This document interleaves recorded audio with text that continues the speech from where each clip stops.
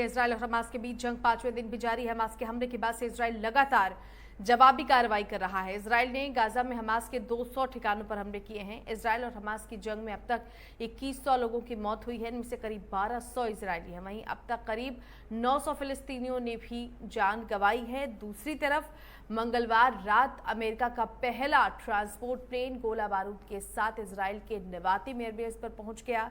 इस बीच अमेरिकी राष्ट्रपति जो बाइडेन और उपराष्ट्रपति कमला हैरिस ने इजरायल के प्रधानमंत्री बेंजामिन नेतन्याहू से युद्ध के हालात की जानकारी ली। बाइडेन ने मंगलवार देर रात व्हाइट हाउस से अपने संबोधन में कहा कि अमेरिका इजरायल के साथ है। इजरायल में 1000 लोगों की अमानवीय हत्या कर दी गई और ऐसे में 14 अमेरिकी नागरिक भी मारे गए हैं। इजरायल में नरसंहार हुआ है। इजरायल को इस हमले का जवाब देने का पूरा अधिकार है। इसके साथ ही उन्होंने इजरायल के लिए मदद को दोगुना करने की घोषणा की। बाइडेन ने यह भी कहा कि वो ये आतंकवाद है। और वहीं अमेरिकी विदेश मंत्रालय ने यह भी बताया कि इजरायल के साथ एकजुटता दिखाने के लिए विदेश मंत्री एंटनी ब्लिंकन इजरायल रवाना होंगे। उनका गुरुवार को उनके इजरायल पहुंचने की संभावना है।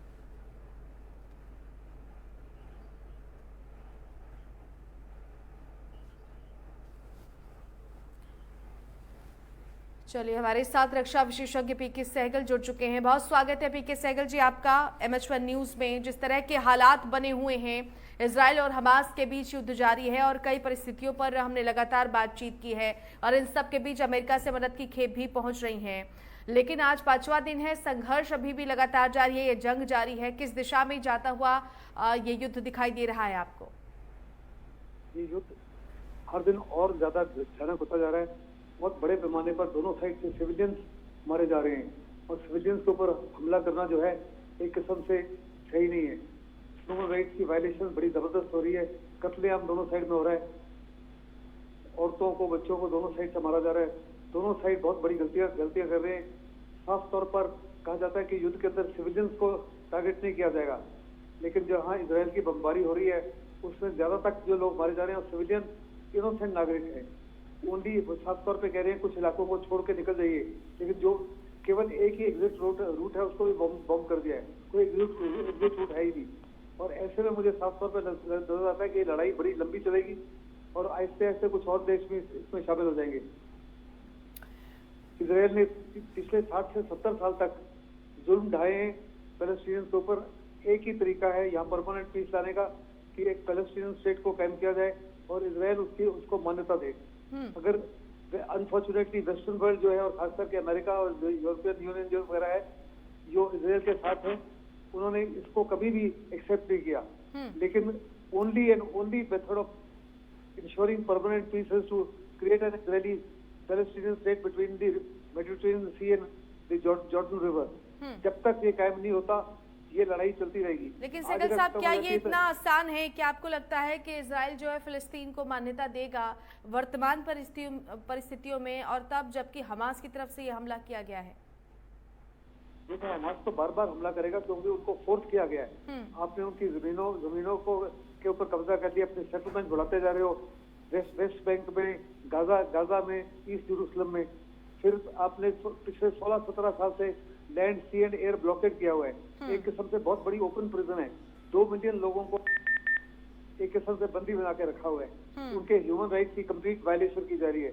उनको सही प्रकार के खाना नहीं मिलता, जॉब अपॉर्चुनिटीज नहीं है, पानी बिजली जब चाहता है दे देता है, नहीं तो काट देता है। ऐसे में कोई ऑप्शन ही नहीं था उनके पास अपनी एस्पिरेशन को पूरा करने के लिए। इस माफी की कार्रवाई तो होनी थी, आज नहीं तो कल, नहीं तो परसों नहीं। और अगर अभी भी कुछ समझौता नहीं किया गया और पूरी दुनिया ने एकजुट होकर फोर्स नहीं किया इजरायल को कि पैलेस्टीनियन स्टेट को कायम किया जाए, चाहे इजरायल को अच्छा लगे या नहीं लगे, इसी माफी की घटनाएं बार बार होती रहेगी। इजरायल की गलतफहमी है कि ये फाइनल लड़ाई है। फाइनल लड़ाई नहीं है। हमने 1948 में कश्मीर की लड़ाई लड़ी, 65 की लड़ी, 71 की लड़ी, 99 की लड़ी। क्या कश्मीर का मुद्दा सॉर्ट आउट हो गया? नो। इसी माफी ये मुद्दा भी कभी सॉर्ट आउट नहीं होगा जब तक पैलेस्टीनियंस को उनके हक नहीं मिलेंगे, उनकी एस्पिरेशन को पूरा नहीं किया जाएगा। इजरायल की एस्पिरेशन तो पूरी हो गई, लेकिन 67 वॉर के बाद में वो आहिस्ते आहिस्ते और इलाके के ऊपर कब्जा करते रहे। इसके बावजूद की यूनाइटेड नेशन ने बार बार उनको कंडेम किया इस माफी की एक्टिविटी से। उन्होंने तमाम कंडेमनेशन को, तमाम यूएन रेजोल्यूशन को नजरअंदाज किया है। दोनों साइड ने बहुत बड़ी गलतियां की हैं कि सिविलियंस को टारगेट किया जा रहा है, और ये कतई नहीं होना चाहिए था। बिल्कुल। तो अब ऐसे में विकल्प क्या बचते हैं सहगल साहब? जैसे आपने कहा कि ये तब तक युद्ध चलता रहेगा जब तक फिलिस्तीनियों को उनके अधिकार नहीं दिए जाते हैं, और फिर सवाल वही है कि क्या इजराइल इसके लिए तैयार होगा, और अगर होगा तो मध्यस्थता किस तरह की होगी? क्योंकि फिलिस्तीन ये कह रहा है भारत से बार बार कि आपको इजराइल से मध्यस्थता करके बातचीत करके और इस पूरे मामले को सुलझाने में हमारी मदद करें। तो ये क्या इतना आसान है? भारत की भूमिका क्या हो सकती है? Very interesting question. आज ये सारी दुनिया के सामने यही है कि आज पूरी दुनिया झुलस रही है कोविड की वजह से, यूक्रेन की वजह से, और एक मिडिल ईस्ट में और लड़ाई शुरू हो गई है जिससे पूरी दुनिया को वास्तव में दो हिस्सों में बांट दिया है। कोई नहीं चाहता कि आज के मौसम में माहौल में और युद्ध हो। हिंदुस्तान तो साफ तौर पर कहता है आज के माहौल में युद्ध का कोई ऑप्शन नहीं है, only option is dialogue and discussion. और हिंदुस्तान जो है वास्तव में पैलेस्टीनियन के साथ भी सहानुभूति रखता है, इसराइल के साथ भी बड़ी जबरदस्त दोस्ती है, और हिंदुस्तान विश्व गुरु के रूप में उभर के आ रहा है, विश्व मित्र के रूप में उभर आ रहा है। हिंदुस्तान जो है उसको जबरदस्त कोशिश करनी चाहिए किसी ना किसी तरीके से मॉडरेशन की और पीस को लाने की। लेकिन सबसे पहले जो है यूनाइटेड नेशंस को कॉल करना चाहिए for an immediate cease fire. Israel को अपने हमले रोकने पड़ेंगे, हमास को अपने हमले रोकने पड़ेंगे, युद्ध को पहले स्टॉप करना पड़ेगा। जब तक युद्ध स्टॉप नहीं होता कोई भी पीस नेगोशिएशन या डायलॉग या डिस्कशन संभव नहीं है। तो इसलिए सबसे पहले इमीडिएट सीज फायर की आवश्यकता है। इसराइल ने जो करना था कर लिया, इससे ज्यादा करना नहीं है। उन्होंने साफ तौर पर दर्शा दिया कि हमास जो है इसराइल के ऊपर हावी नहीं हो सकता, और अगर ये लड़ाई लंबी चली तो हम बड़े पैमाने पे हमास को खत्म कर देंगे। और साथ ही साथ उन्होंने पूरा सिविलियन इंफ्रास्ट्रक्चर जो है, उनके हॉस्पिटल तक है, उनको बर्बाद कर दिया है। उनके इलेक्ट्रिसिटी के साधन बर्बाद कर रहे हैं, उनके वाटर के साधन बर्बाद कर रहे हैं, उनके फूड की रिक्वायरमेंट को बर्बाद कर रहे हैं। ये जायज नहीं है। इसीलिए बहुत लाजमी है कि सीज फायर हो, और सीज फायर के बाद ही कोई डायलॉग और डिस्कशन हो सकता है, और हिंदुस्तान तभी मध्यस्थता का ऑफर कर सकता है। और मुझे पक्का यकीन है कि हिंदुस्तान अगर मध्यस्थता का ऑफर करे तो both Palestinians as well as Israelis उसको एक्सेप्ट करेंगे। जी जी।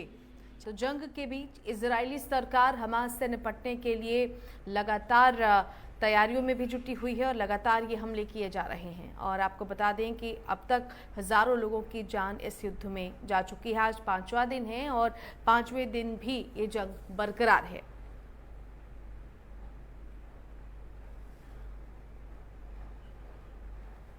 रक्षा विशेषज्ञ पीके सहगल जी लगातार हमारे साथ जुड़े हैं। सहगल जी, जब हम मध्यस्थता और जब हम समाधान की बात कर रहे हैं तो यकीनन कुछ नॉर्म्स होंगे दोनों देश फिलिस्तीन और माफ कीजिएगा इसराइल के बीच में कि इन नॉर्म्स के आधार पर सहमति बन सकती है।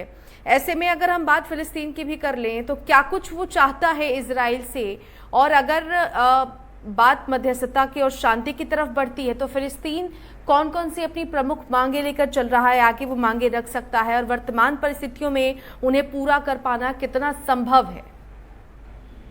देखो, उनकी मांगे तो शुरू से ही है कि जहां तक इजराइल का ताल्लुक है अपनी वो सेटलमेंट को रोल बैक करे। जिन इलाकों पे हमास ने हमले किए हैं वो वास्तव में पैलेस्टीनियन के और गाजा के ही इलाके थे, जिनका ऑक्यूपाई करने के बाद में वहां सेटलमेंट एस्टेब्लिश किया, उनका नाम बदली करके जूइश नाम रख दिया। वो कह रहे हैं हम तो अपनी जमीनों को लिबरेट करने की कोशिश कर रहे हैं, हम अपने ही लोगों अपने एरिया को ऑक्यूपाई करने की कोशिश, बिल्कुल उस माफिक जैसे हिंदुस्तान पीओके को शामिल करना चाहता है। और इसी माफिक वो कह रहे हैं वो हमारे इलाके जब दूसरा वो चाहते हैं कि जो ह्यूमैनिटेरियन वायलेशन हर दिन हो रहे हैं अगेंस्ट द पैलेस्टीनियंस उसको बंद किया जाए।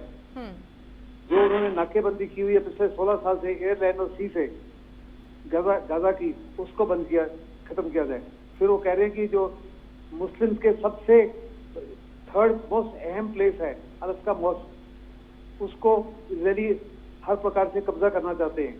वो सबसे रिलीजियस, जेरूसलम जो है सबसे रिलीजियस इंस्टीट्यूशन है ज्यूज के लिए, क्रिश्चियन के लिए, मुस्लिम के लिए, उसकी मान्यता कायम रहनी चाहिए।